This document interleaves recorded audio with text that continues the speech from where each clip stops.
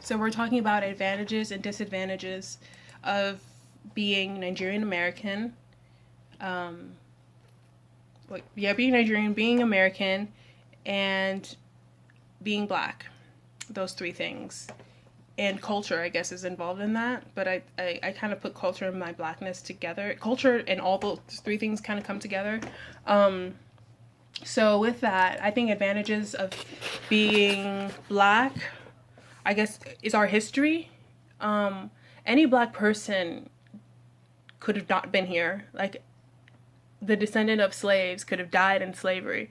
Could have died in the Middle Passage. The Middle Passage was such a long boat ride, and that was a weird way to say it, but it was. And people were dying on there. They were malnourished.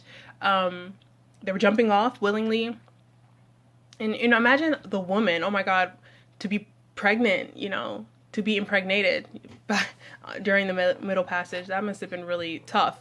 And you can die, giving birth or whatever reasons, getting sick. But we're here, Afro-Brazilians are here. African Americans are here. And for me, being a Nigerian American, the British came and colonized a lot of African countries. The French came and colonized, different European countries came and colonized Africa. And so with being Nigeria, we had the British, and they could have easily killed my parents or grandparents, but I'm here, or the Biafran War, which very much affected Nigeria.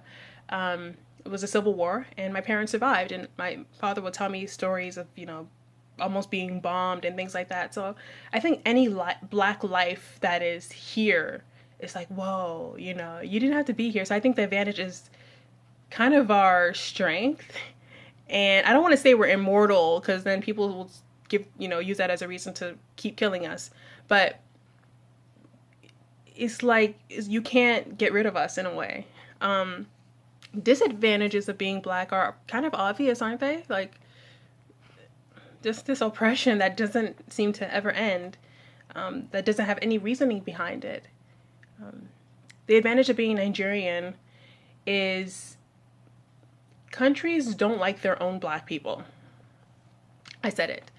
So being a Nigerian in America, look at the way America treats African Americans. African Americans are the ones who built this country, and they're treated less than, the black people that come from different places, and that's because, well, I don't want to say that's because it's not proven, I don't think, in any way, but America owes African Americans, and it knows that. The government knows that. So they find different ways of getting rid of them, like incarceration and killing, and whereas this country doesn't owe a continental African who comes over here, because it's like you don't really belong to the land in a way. So they can get rid of us.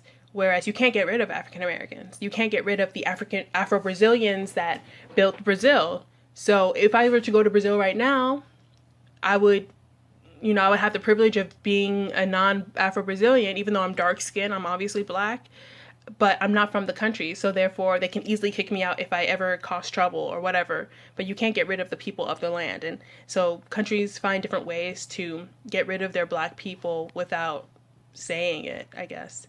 So it's a sick advantage, but that's the advantage I have. I have more opportunities being named Nsikan than a Latasha, and it sucks, and I know it. Advantages of being American are very much obvious. I guess America is the #1 country in the world. So whatever we go through, the rest of the world kind of knows about. And I guess the disadvantage of being an American, being a black American, is the divide in our diaspora as a whole. Like sometimes, with imperialism, they feed the idea, when I say they, I'm talking about white supremacy, the people who keep white supremacy up, white people, feed ideas to Africans about African Americans, about them being ghetto and loud and lazy, and then in America, for a long time, that idea of Africa was fed to black Americans, of Africa being dirty, it's a hut, we don't take showers, we smell like fish, and all these bad things. So like when we actually meet